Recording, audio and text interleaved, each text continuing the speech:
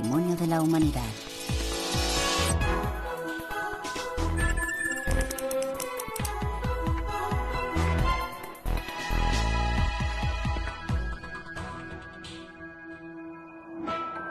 Hubo un tiempo en el que fuimos un mundo perdido. Paisajes tropicales de ciénagas interminables cubiertos por nieblas y abundantes lluvias. Paisajes del pasado que, tras millones de años de evolución, tornaron en piedra y escarpes.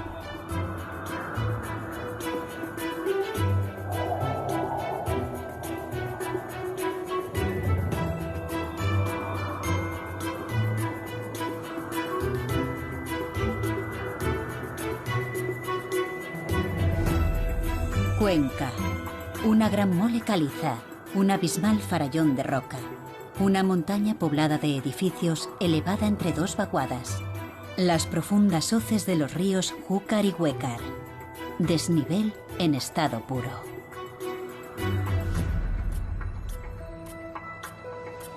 Cuenca es una de esas ciudades que, a lo largo de su historia, ha sido campo de pruebas en la conquista del espacio. Se ha levantado a la medida de un universo asimétrico y laberíntico. Su trama urbana se adapta a su medio natural, a su geometría y no al revés. Cuenca es un fractal, como un río y sus afluentes, como una arteria y sus vasos sanguíneos.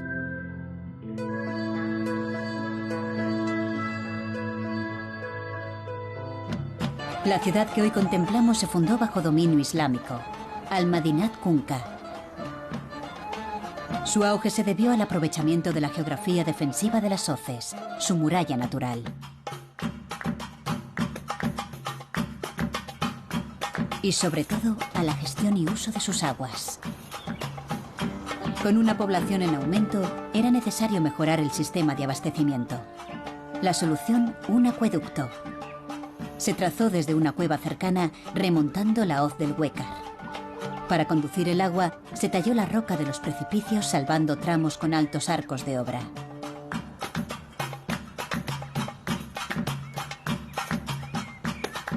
Ejecutada en tan solo 3 años, fue referente de las grandes obras de ingeniería del Renacimiento.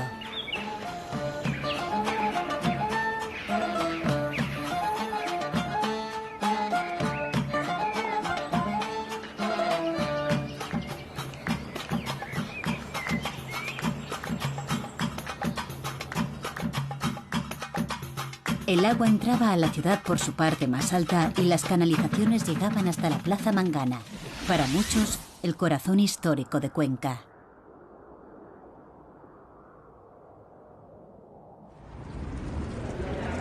Aquí podemos ver los restos de las viviendas que se desarrollaron en toda la comunidad de Mangana y sobre los restos del Alcázar y la Alcazaba a partir ya del siglo XIII, XIV, XV y XVI.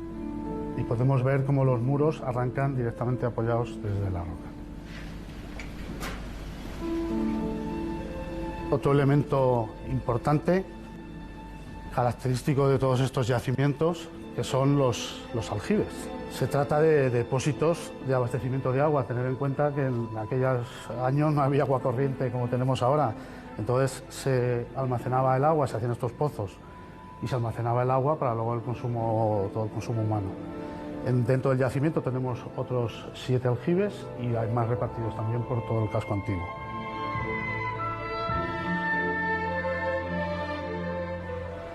El agua trajo la artesanía del barro. En las ollerías del barrio de San Antón, junto al Júcar, se ubicaron los alfares. En el Cerro de la Majestad, los artesanos encontraban la madera de pino para los hornos y la arcilla, que transportaban en borriquillo. Un legado que llegó hasta el siglo XX en el alfar de Pedro Mercedes, uno de los grandes artesanos de Cuenca. Don Pedro, más allá de fabricar utensilios de barro en el torno y en el horno de leña, creó piezas únicas. Desarrolló la técnica del raspado en vasijas y murales, un precedente del futuro apogeo de la ciudad en asuntos de arte.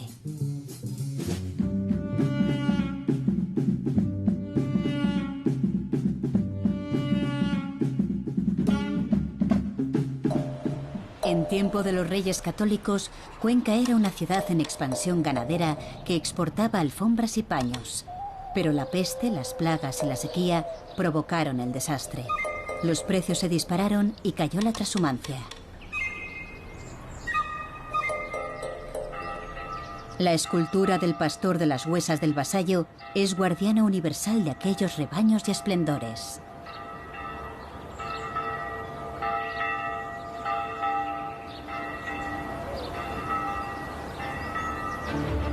Los conflictos bélicos que vendrían no ayudaron a la recuperación económica. Las guerras de sucesión, de la independencia y carlistas devastaron y debilitaron la ciudad.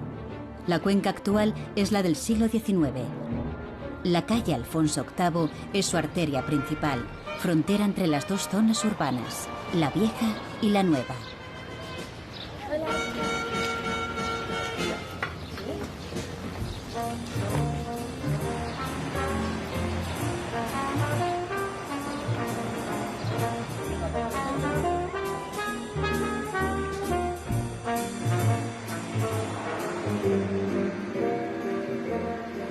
Desde la fundación de la ciudad, las fértiles orillas del Huécar han sido cultivadas. Sus pequeños huertos fueron sustento de la población en sus épocas más negras y continúan dando vida. En nuestros días, alejados de los ríos, se labran los huertos del siglo XXI. Vecinos con otra vida, otras inquietudes, que trabajan la tierra como sus antepasados, como los primeros pobladores. La ciudad de Cuenca es el límite sur de un gran bosque, de unas montañas, la Serranía.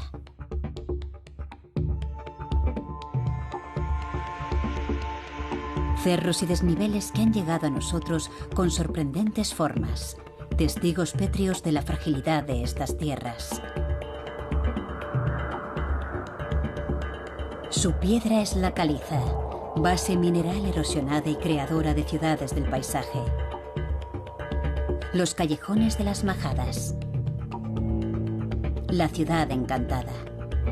Estas formaciones de roca fueron y siguen siendo esculpidas por el viento, pero sobre todo por el agua.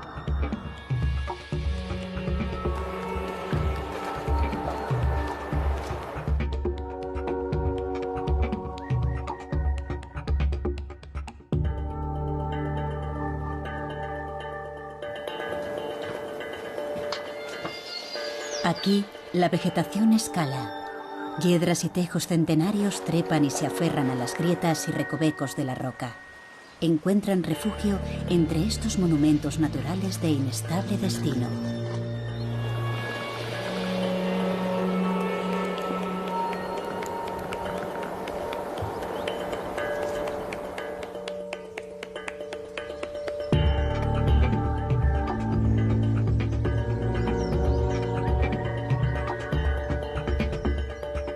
A vista de pájaro, parece que un gigantesco ser prehistórico hubiera dejado sus imborrables huellas sobre esta tierra. Las aguas subterráneas horadaron la caliza durante millones de años, creando grandes depresiones, las Torcas de Palancares y Tierra Muerta.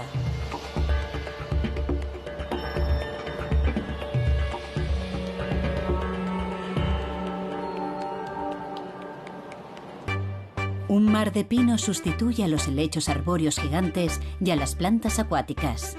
Aquellas llanadas son hoy alturas.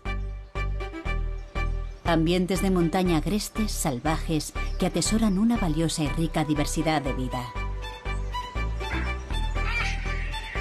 Buitres leonados. Las aves rapaces surcan estos cielos.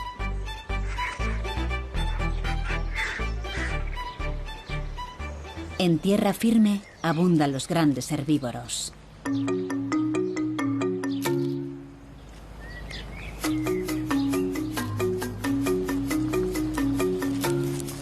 Entre la vegetación sumergida en las frescas y limpias aguas de los ríos, esquivos peces e invertebrados.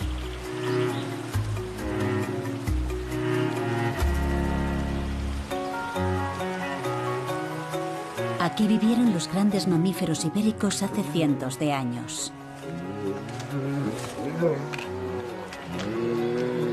El oso pardo era residente habitual de estos montes. Así lo recoge el libro de la montería del siglo XVI.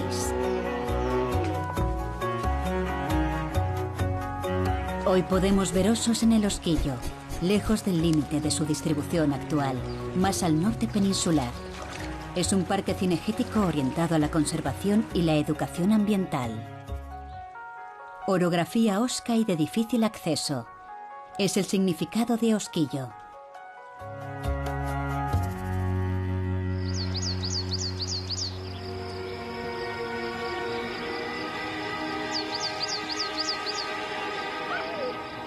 El lobo ibérico es un tótem de nuestra fauna. En esta imagen, una hembra traslada a su cachorro. Quizás se deje ver pronto, libre, por esta sierra salvaje.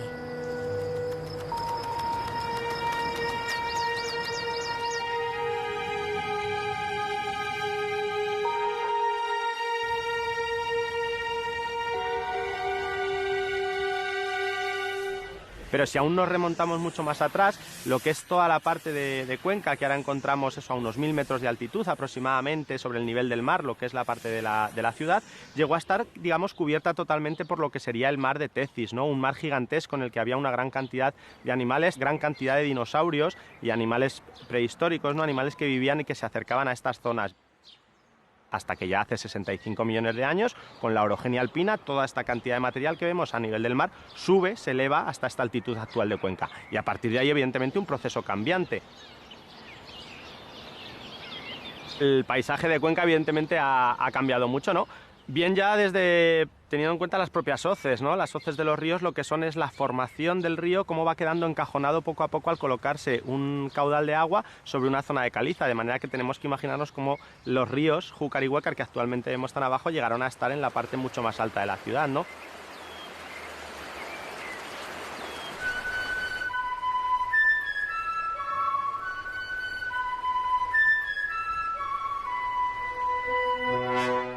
Dentro de la Declaración de Ciudad Patrimonio de la Humanidad del año 1996 se incluye lo que es el casco histórico de Cuenca, lo que es la parte de la ciudad, pero también se incluye lo que es el paisaje natural, una zona verde, una zona muy bien conservada de naturaleza, muy cercana a un casco histórico, a un núcleo urbano.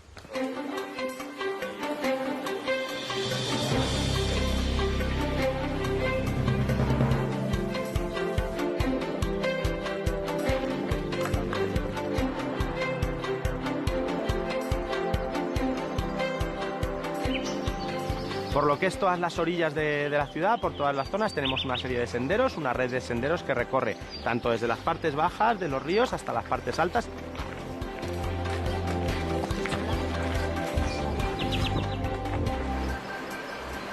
Del Huécar, decía ya Federico Muelas, ¿no? Uno de los escritores de Cuenca, que es un río conquense de pura cepa, porque nace y muere en Cuenca, ¿no? De hecho, nace aquí a unos 15 kilómetros y llega a sus aguas hasta la parte del Júcar.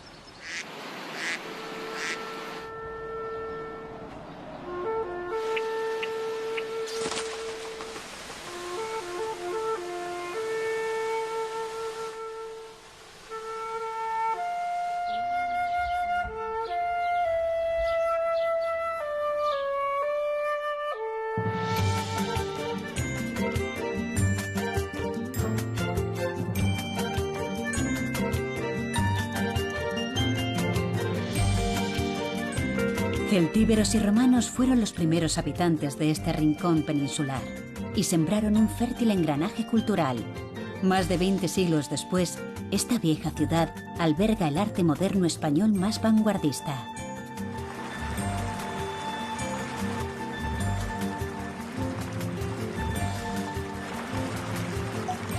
Julio de 1966. El primer museo español dedicado al arte abstracto abre sus puertas. Un sueño nunca antes realizado en nuestro país. La historia de una amistad, de una coincidencia. El pintor y mecenas de artistas, Fernando Zobel, ideó este proyecto. Vino aquí a Cuenca, era muy amigo de Gustavo Torner y hablaba del museo, que él quería hacerlo en Sevilla o en Toledo. Y creo que fue Gustavo Torner quien le insistió que lo hiciera aquí, en las Casas Colgadas. que fue un acierto enorme. Venía en cantidad de gente a ver el museo. Y todos los pintores más importantes de la época, todos querían tener obra aquí. La gente lo cogió bien.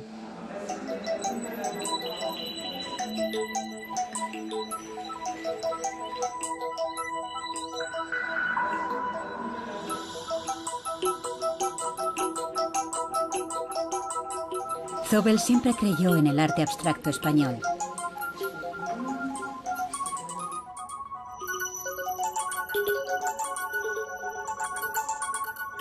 El director del Museo de Arte Moderno de Nueva York dijo de él que era el más bello pequeño museo del mundo.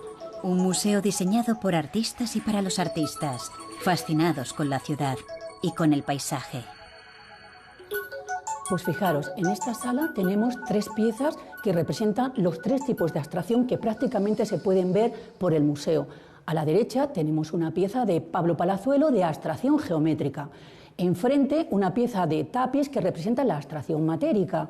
Y a mi izquierda el gesto de Canova. Si os dais cuenta, estos 3 cuadros están relacionados con la ventana, porque la ventana representa el 4.º cuadro de la sala, ese cuadro figurativo que es impresionante en la relación de todo el contexto de la sala. Los artistas encontraron en este escenario cierta rebeldía frente a las grandes salas. Un museo hecho a medida de la obra, un museo para amar el arte. Y se mantiene tal y como lo concibió Fernando Zóbel.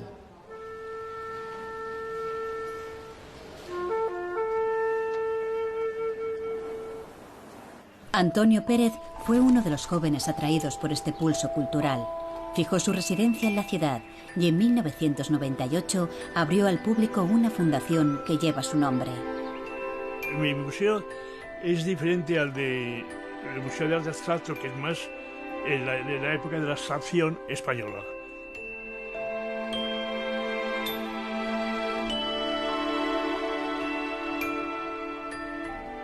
Hay de todo. Hay la mejor colección de Millares, por ejemplo.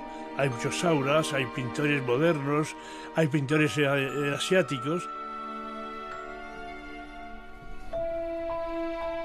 El arte es subjetivo, pero traspasa lo subjetivo, para que no sea una cosa autobiográfica. El arte tiene que ser universal. Igual es un Velázquez que un objeto que tenga mucho encanto, que tenga mucha personalidad. El objeto encontrado es un objeto que a mí me recuerda siempre algo de arte, sobre todo siempre autores, de lo que sea, de envolturas, todo aquello que hace gracia, incluso a veces comiendo, de repente estás hurgando y diciendo, mira, parece un Millares. Me gusta mucho mezclarlo todo.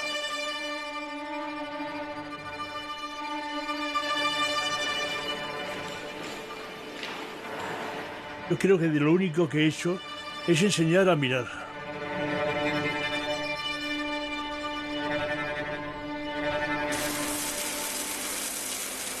Cuenca es un diálogo constante con el arte. En el campus de la Ciudad Nueva, la Facultad de Bellas Artes ha sido pionera en adaptarse a los cambios de las prácticas artísticas contemporáneas.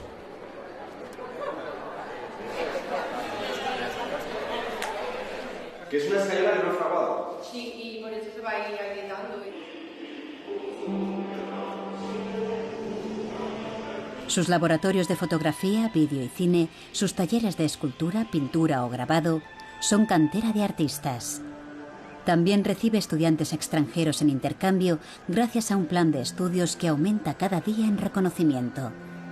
Todos pueden mostrar sus trabajos en la propia facultad.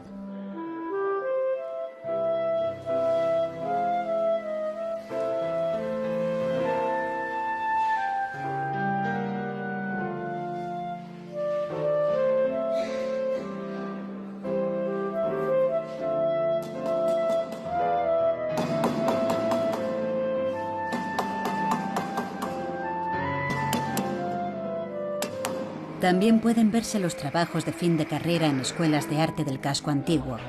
La Mosa es uno de estos lugares. Un colectivo nacido en la misma Facultad de Bellas Artes. Antiguos alumnos gestionan un espacio que acoge las nuevas tendencias. Un lugar de encuentro para los estudiantes y el público en general.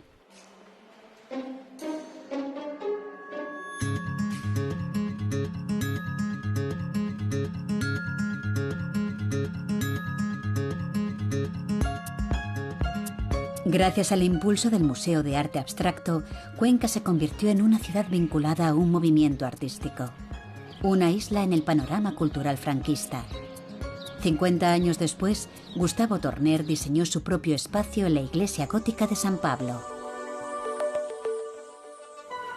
Abstracción, constructivismo y minimalismo en pintura y escultura. La naturaleza es la gran protagonista de la obra de Torner, como mineral, como formas orgánicas, como símbolo.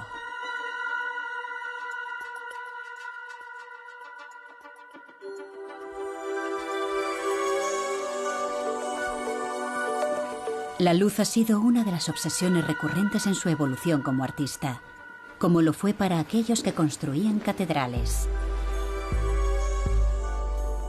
La Catedral de Santa María y San Julián es única por muchos motivos. Uno de los más notables es la originalidad de sus vitrales, arte moderno en vidrio. Fueron incorporados en 1995, siglos después de ser levantada. Sus autores, 4 pintores abstractos vinculados a Cuenca. Gustavo Torner quizá fue el más atrevido en la elección de los temas.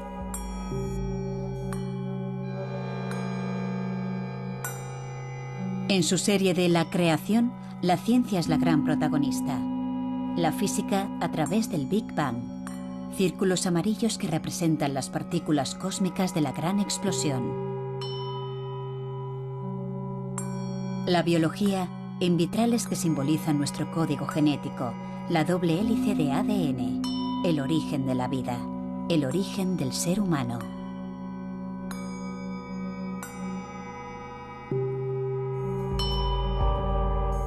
Uno de los fundadores del Museo de Arte Abstracto, Gerardo Rueda, diseñó 12 vitrales circulares en homenaje a poemas de Dante. Pinturas con tonos intensos proyectadas por el sol sobre suelo, paredes y coro. Pinturas que crean un juego de luz y color en el interior del templo, que se deslizan por la piedra y la madera de los siglos de historia de esta catedral.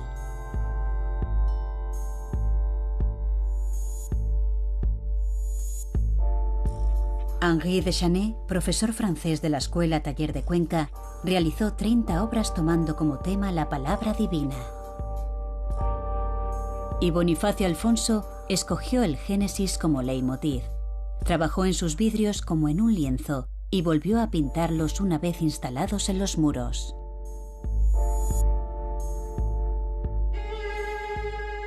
En el lugar más elevado y estratégico de Cuenca, los musulmanes construyeron una fortaleza para proteger la ciudad y controlar el acceso a la serranía.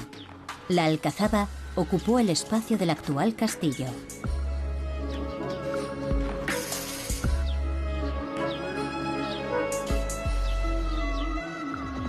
Allí se estrechan las hoces de los ríos, creando una península donde se fue construyendo el núcleo urbano. La muralla de aquella fortaleza es el monumento más antiguo, del siglo IX. Medía casi 4 kilómetros. Hoy solo permanece el arco de Vezudo, reconstruido siglos después.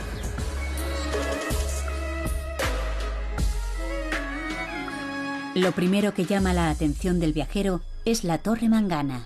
Se alza donde estuvo el Alcázar y pudo ser su minarete. En el siglo XX adquirió el aspecto actual y hoy preside una plaza moderna y colorida. La escultura dedicada a la Constitución española de Gustavo Torner da el toque contemporáneo a este rincón de la ciudad.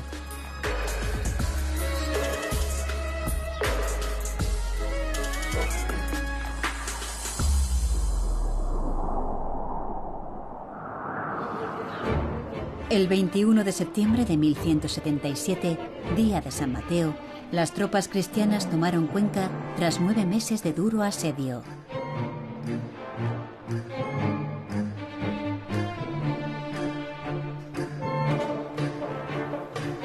El rey Alfonso VIII entró triunfal, a caballo, trayendo cambios que desembocarían en una nueva trama urbana.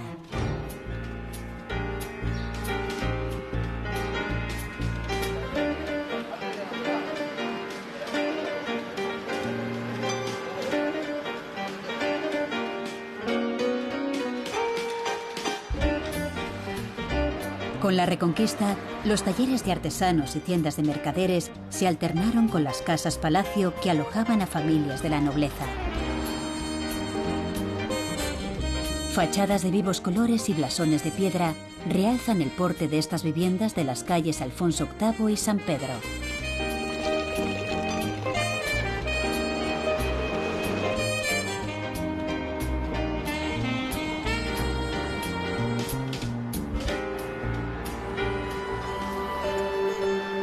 La falta de espacio por el aumento de la población forzó la construcción hacia arriba. Solo el abismo de las hoces frenaba la expansión de la ciudad.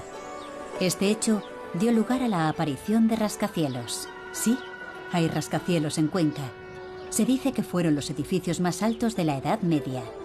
Los grandes desniveles entre calles podían dar lugar a plantas de hasta 12 pisos.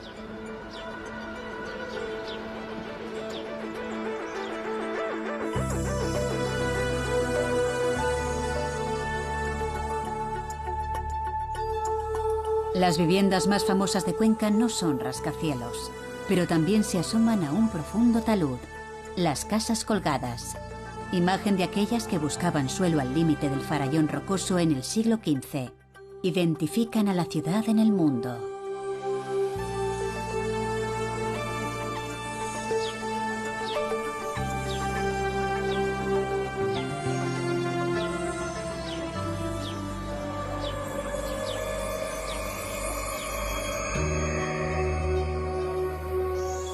Honduras sorteadas hoy por el puente de San Pablo. Su estructura de hierro data de principios del siglo XX. Cuelga sobre un vacío de más de 30 metros y se extiende más de 100 entre las dos orillas.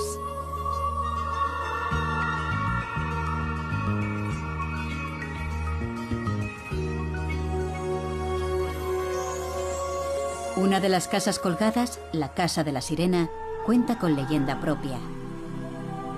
Enrique II de Castilla tuvo un hijo ilegítimo con su amante Catalina.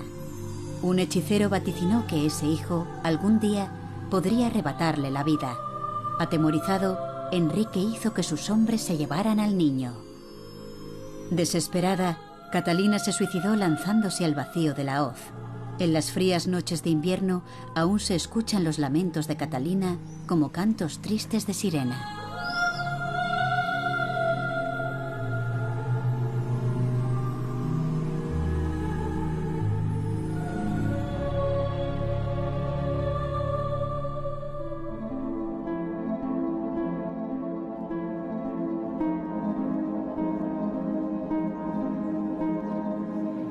Los conquenses siempre han oído leyendas relacionadas con el espacio oculto a la mirada.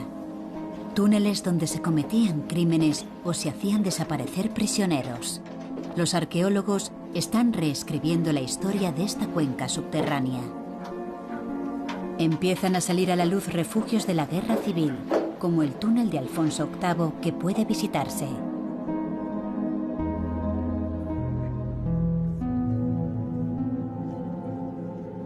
Cuenca en el siglo XVI es una de las ciudades más importantes de Castilla, de la Corona de Castilla.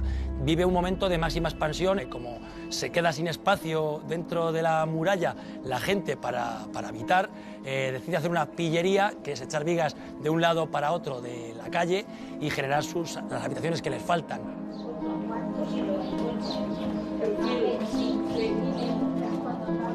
Las calles pasadizo, que se generan en este momento, son un concepto muy típico del paisaje urbano de Cuenca.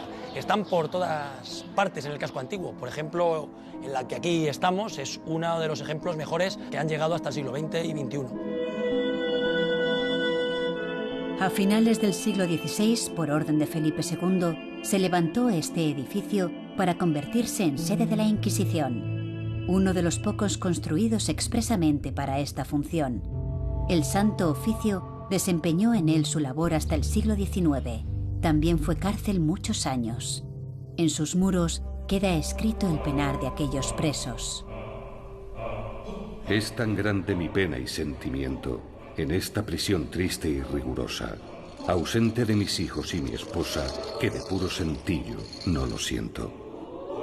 Oh, si llegase presto algún contento, oh, si cansada ya la ciega diosa, conmigo se mostrase más piadosa, poniendo tregua a tan gran tormento. Mas, ay, que mi esperanza entretenida consume el alma en tan larga ausencia, a donde está arriesgada honra y vida. Mas yo confío en Dios, que mi conciencia sé yo que está tranquila aunque afligida. Al menos reconozcan mi inocencia.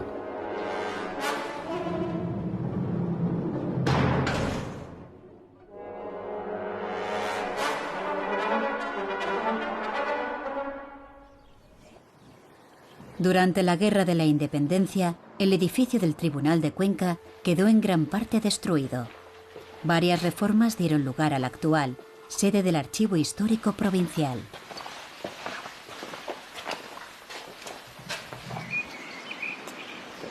En los siglos XIV y XV, los problemas de espacio intramuros y una población en aumento provocaron la creación de nuevos barrios fuera del recinto amurallado, San Antón y Tiradores.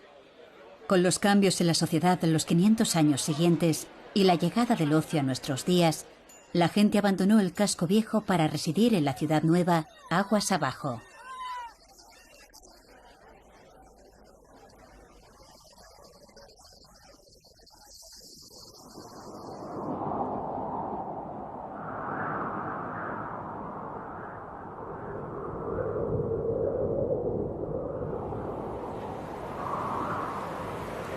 Cuando cae la noche, la vieja villa, con sus rincones, pasadizos y hoces, ofrece un lienzo intemporal de la última conquista del espacio. Peleas de gatos callejeros y el ajetreo del cierre de tascas y restaurantes. Es el sonido de la cuenca medieval nocturna.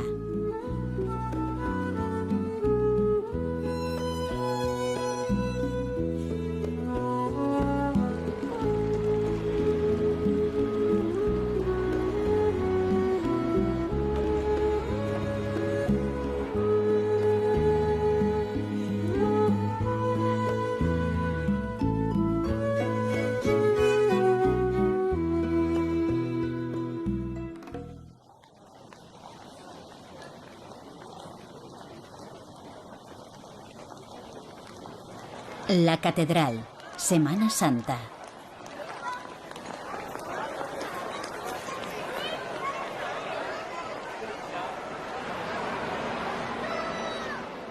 Los pasos esperan el momento de mezclarse con la gente y los nazarenos. Una tradición que nace en el siglo XVII con la fundación de las primeras cofradías.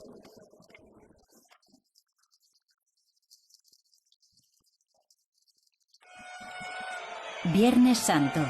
Escuchamos los tambores y los clarines de la procesión de las turbas.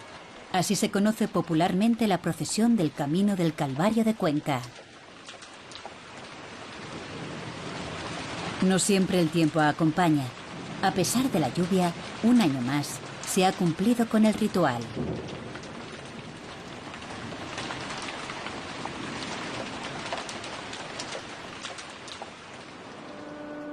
La posada de San José es lugar de descanso y acopio de fuerzas. Aquí se brinda con resoli, especialmente en Semana Santa. Es el broche de oro a una comida con recetas de la gastronomía tradicional: ajo arriero, morteruelo, pisto. Al viajero que ya conozca Cuenca, le resultará natural ver arte abstracto en las paredes de su restaurante. También es evocador su espacio interior, irregular y laberíntico, fiel al aspecto original del edificio del siglo XVII. Se podría decir que la posada de San José es una casa colgada.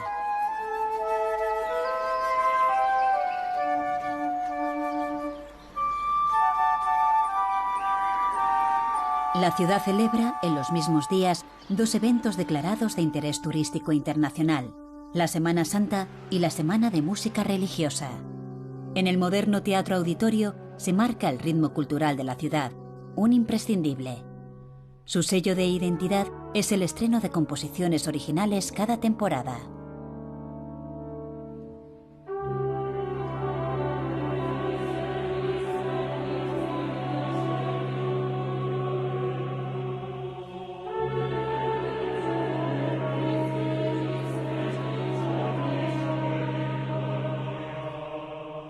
La Semana de Música Religiosa de Cuenca es uno de los festivales más antiguos y prestigiosos de España.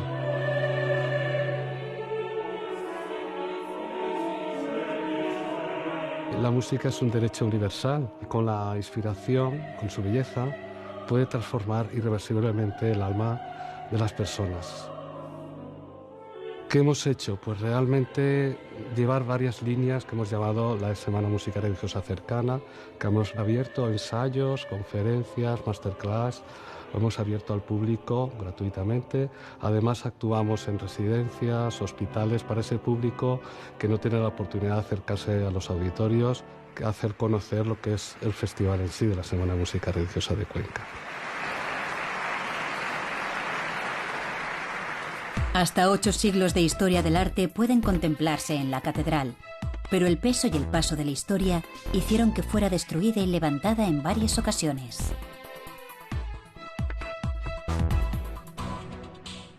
La fachada que hoy contemplamos es de estilo anglo-normando, finalizada el siglo pasado. El templo, en su conjunto, es neogótico, tras cruzar diversos estilos constructivos. Está dedicado a Santa María y a San Julián, patrón de la ciudad. Pero es dentro de sus muros donde realmente nos sumergimos en un viaje en el tiempo. Arte y curiosidades. El triforio es una solución arquitectónica fantástica creado para esta catedral. Soluciona el problema de la altura, no tienen que elevar demasiado la catedral, es una de las primeras catedrales góticas, si no la primera que se construye en España, como un laboratorio del gótico, y entonces la solución por la que optan es crear este deambulatorio superior justo en el lugar donde están los grandes óculos sobre el coro. La Capilla de los Caballeros, el renacimiento en estado puro de esta catedral. El renacimiento que llega apenas 7 años después que se crease, digamos, en Italia. La figura clave de esta capilla es Fernando Yáñez de Almedina. Quizá no conocido por todos, es uno de los discípulos más excelentes del gran Leonardo, de Leonardo da Vinci. Hace 2 grandes tablas, la tabla del descendimiento y la colosal tabla de la adoración de los Reyes Magos. Y además el retablo del Calvario. Es un personaje muy importante, es un excelente pintor y podemos ver en él, cosa que ya no podemos ver en Leonardo da Vinci, los colores de Leonardo. Él mismo creaba sus pigmentos, que irremediablemente se deterioraron años después de sus pinturas, pero sus discípulos pintaban con los pigmentos tradicionales que duran siempre.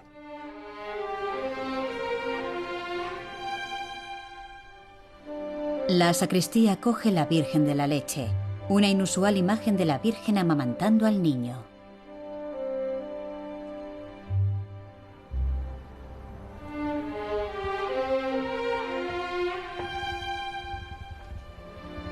Esteban Jamete es otro de los artistas que se afincan en Cuenca y trabajan y enriquecen en el Renacimiento la catedral. Los canónigos de la catedral le encargan un arco en el que quieren que exponga toda la fe y entonces mete sus personajes desnudos, multiplicidad de angelitos, toda la mitología griega, motivos simbólicos, alegóricos. Es el arco triunfal de entrada al claustro.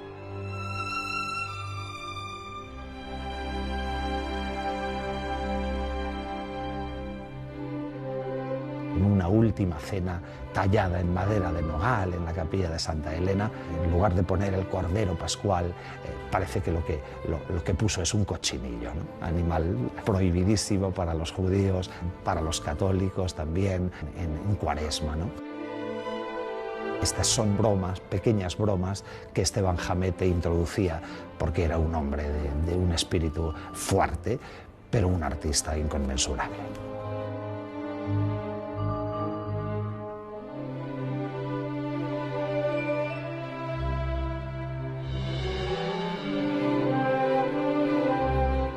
La catedral, como la trama urbana, también necesitó ampliar espacio con el paso de los siglos, hasta llegar al límite. al borde del abismo. Es una catedral colgada con 25 metros de caída libre, la única en todo el país que es, en sí misma, un mirador hacia la naturaleza.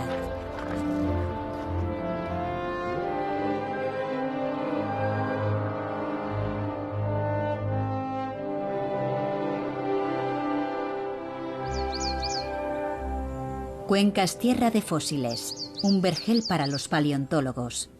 Otras floras y otras faunas escondidos bajo estos sabinares.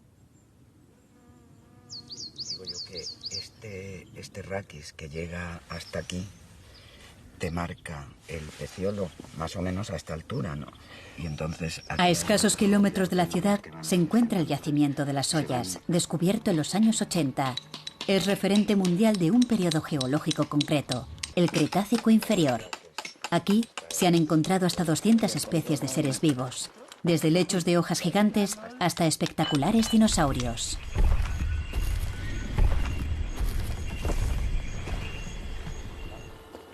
Las Ollas era un humedal que tiene unos 125 millones de años. Es un yacimiento de preservación excepcional, es único en el mundo, es de los más importantes del mundo. No solamente han fosilizado los huesos, que es lo que estamos más acostumbrados a ver, sino que también tenemos preservación pues, de pelos, de plumas, de tejidos blandos, por ejemplo, ojos de peces. Nosotros para excavar lo que hacemos es con un cincel y un martillo vamos abriendo estas distintas capas como si fuera un libro y este libro pues, nos va descubriendo los fósiles que se quedaron enterrados en estas distintas capas. Bueno, mirad, un cangrejo. Bien grande además, ¿eh? Sí. Sí, no está mal. Así todo.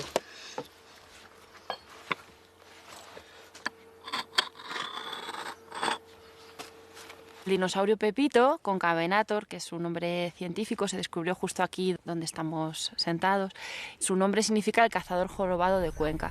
Era un gran carnívoro de más de 6 metros de longitud y es el dinosaurio más completo de España. ¿Características que tiene que lo hacen singular? Bueno, pues la famosa joroba, que lo que ocurre es que tiene 2 vértebras de la espalda hipertrofiadas, lo que hace que se forme esta protuberancia en su espalda.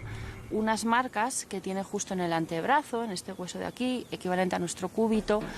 Son unos pequeños bultos que lo tienen también aves actuales, que sabemos que es la zona de inserción de plumas. Conserva restos de piel, se le puede ver también la zona donde irían insertadas las uñas. Y en el estómago se ve lo que sería su última comida.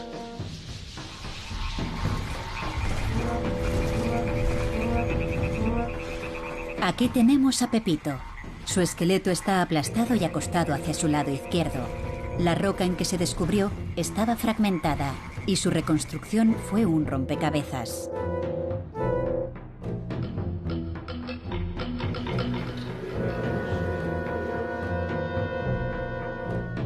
El Museo de Paleontología de Castilla-La Mancha expone parte del patrimonio fósil de las Ollas y de otros yacimientos de la provincia. En el museo tenemos unos 19.000 fósiles y lo interesante de este yacimiento es que tenemos prácticamente de todos los grupos de animales y plantas actuales que vivirían en un humedal.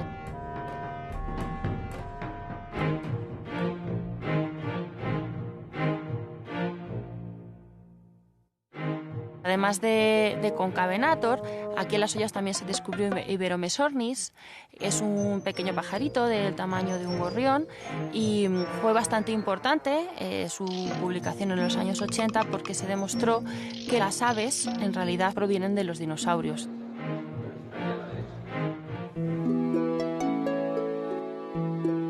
Nos queda hacer parada en el lugar más concurrido del casco antiguo, la Plaza Mayor.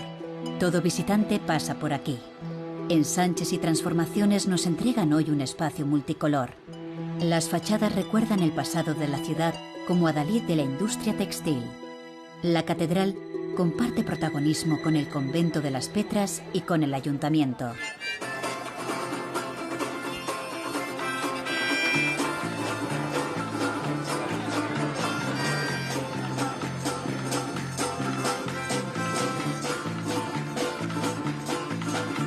Everybody's talking. La Plaza Mayor no es el único kilómetro cero de Cuenca para visitantes y eventos. La gente y la cultura toman las calles cada mes de junio para disfrutar del Festival Nacional de Teatro de Calle, el Conca Street. Espectáculos musicales y teatrales para todos los públicos en plazas y rincones de la ciudad vieja. En un fin de semana, la calle cambia de color, de sonido, de expresión.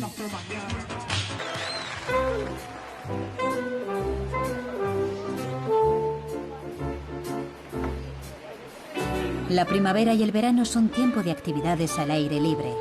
El tranquilo y caudaloso río Júcar es punto de encuentro para todo tipo de ocio. El momento para salir de la ciudad y recorrer las hoces andando, en bicicleta o en piragua.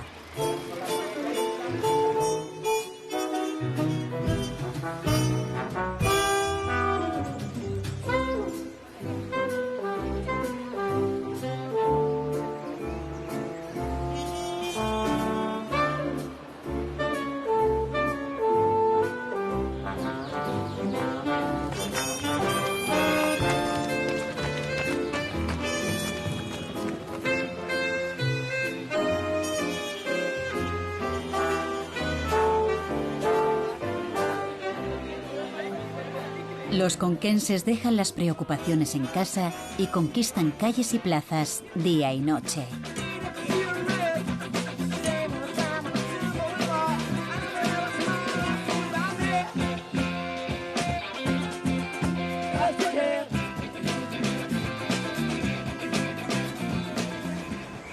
El tempo de las estaciones sigue su curso.